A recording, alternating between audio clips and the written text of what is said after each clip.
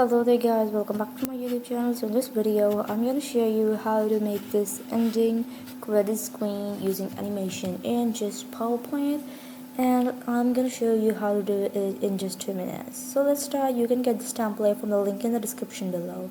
So first of all, you have to open up a blank slide and insert a video from stock videos or from your device. You just have to get a nice video, and so I'm just gonna get this video right here. Let me go with this one. Select it, and then you have to click on insert.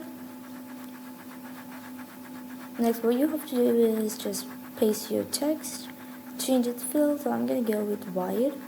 Next, you have to insert a rectangle to cover your entire slide. Remove this outline, give it a fill of black, send it to the back of the text, send the text to the front.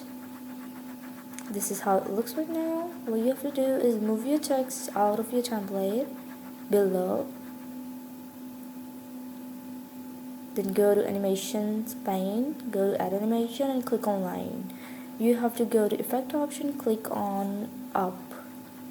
Now you have to select this red triangle right here, and you have to move it upwards. So yeah, this is the final result of what we made this video.